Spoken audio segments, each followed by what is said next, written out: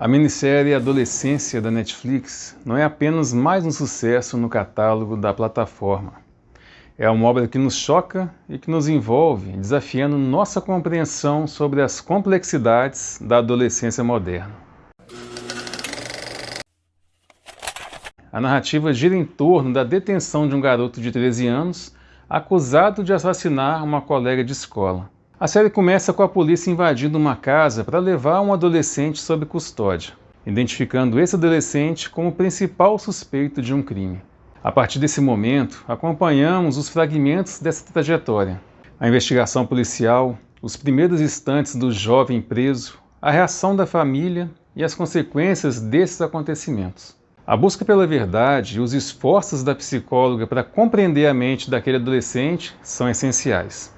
Em apenas 4 episódios, a minissérie cria um retrato preciso para debater um tema crucial, a adolescência. E ainda mais, o distanciamento entre nós adultos e o mundo desses jovens.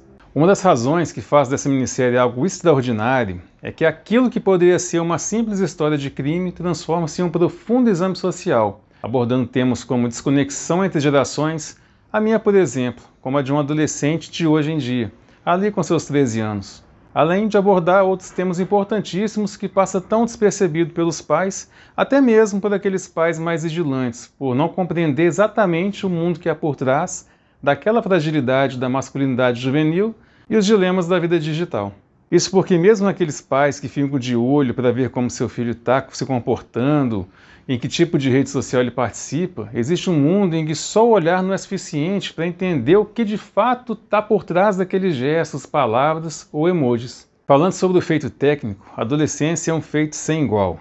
Um dos elementos mais impressionantes da série é a escolha ousada de filmar todos os episódios em planos sequências contínuos, que é a gravação sem cortes. Essa técnica vai muito além de servir apenas para demonstrar habilidades cinematográficas. Quando ela é bem feita, e é por isso que raramente vemos essa técnica em ação, porque é muito difícil de usar essa técnica com qualidade, ainda mais em adolescência, que aumentou o nível estratosfericamente, onde a minissérie mergulha o espectador em uma sensação de sufocamento, como se estivéssemos acompanhando os personagens em tempo real. E repara como essa minissérie nos prende de um jeito que desde a cena inicial, onde a polícia invade a casa do menino, a falta de corte nos mantém grudados, compartilhando sua angústia e medo. A câmera se torna uma extensão do próprio garoto, capturando cada tremor e cada olhar perdido.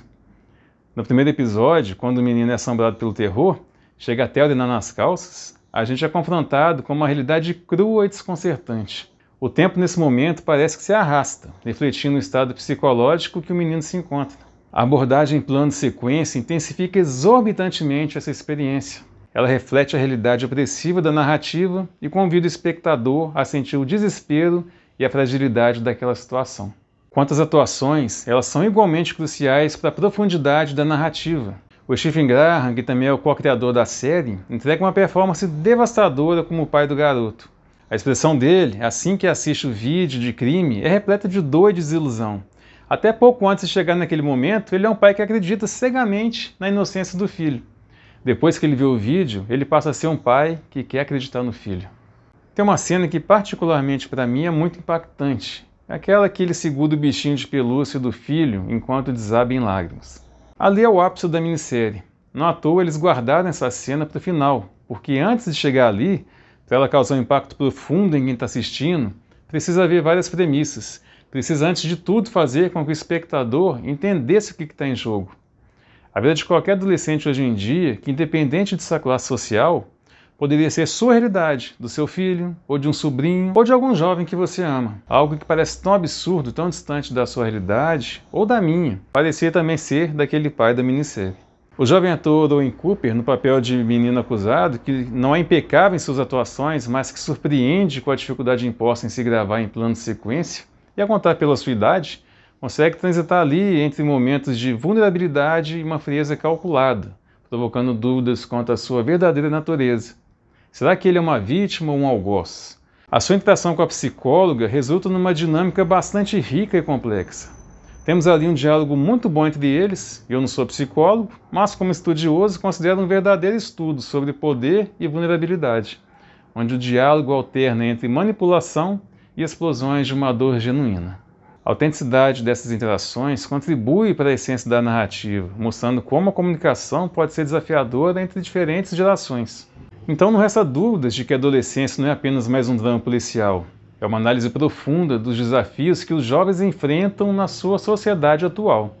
Em um diálogo marcante, aquele policial convencido de que entendeu a situação através dos prints de redes sociais é confrontado pelo seu próprio filho que diz: "Você não entende nada do que rola na escola." Essa interação encapsula a alienação que muitos pais sentem em relação ao mundo de seus filhos, ressaltando aí a importância da compreensão mútua. Outro tema abordado com maestria é a cultura incel, que na tradução da abreviação, que está uma expressão em inglês, seria algo do tipo celibato involuntário. O termo se refere a homens que geralmente são jovens e que se consideram incapazes de formar relacionamentos românticos ou sexuais, apesar de desejarem isso, e frequentemente culpam as mulheres e a sociedade por essa situação. Esse termo incel nos revela como essas ideologias problemáticas se infiltram na psique dos jovens. O menino, embora não seja um monstro, é moldado por suas experiências de bullying, frustrações e ausência de apoio emocional. Quando ele diz: "Ela me chamou de nojento, ninguém me respeita", essa frase ecoa pequenas humilhações que podem levar a reações violentas. Mas em vez de simplesmente condenar o menino, porque a série não está preocupada em condenar ou descondenar o menino, tanto que ela não mostra o julgamento, porque a série ecoa em algo muito maior que isso. A adolescência nos oferece uma visão mais rica e complexa, retratando o adolescente como um produto de suas circunstâncias. A série também critica as instituições que deveriam servir como suporte para os jovens. A escola, que inicialmente ignora o bullying, e a polícia, que busca resolver o caso sem entender um contexto emocional, apresenta um retrato devastador da falência das estruturas sociais.